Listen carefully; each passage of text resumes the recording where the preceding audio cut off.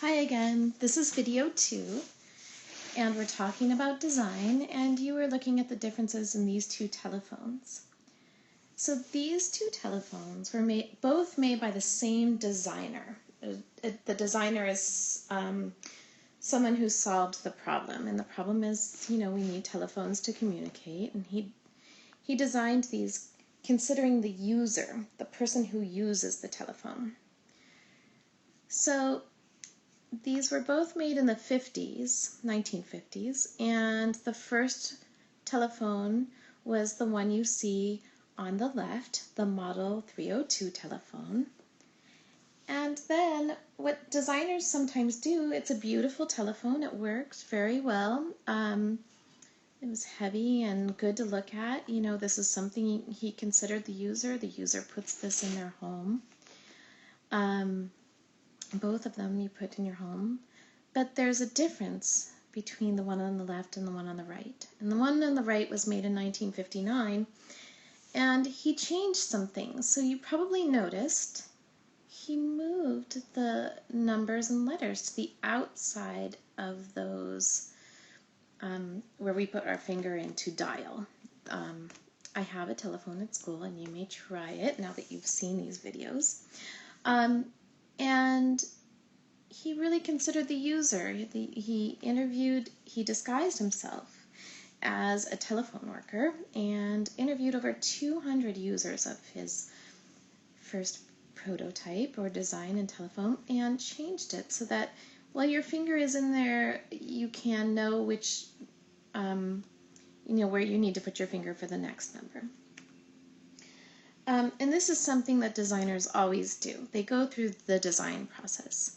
And these telephones are, about 70 years old. So there's been many telephone iterations since these telephones.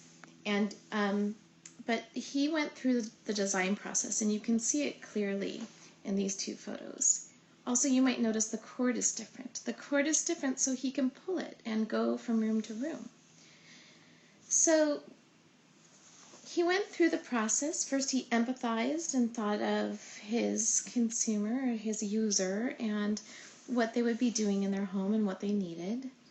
And then he defined the problem. Well, they want to walk farther away from the phone so they can do things in their home, unpack groceries, whatever.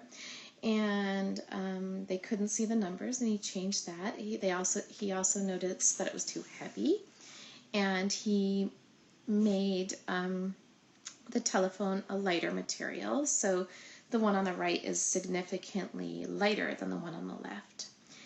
And then he brainstormed solutions, and he made it lighter. He changed the design. He made a prototype, and then he tested it, and then you see the telephones. So it's just a design process.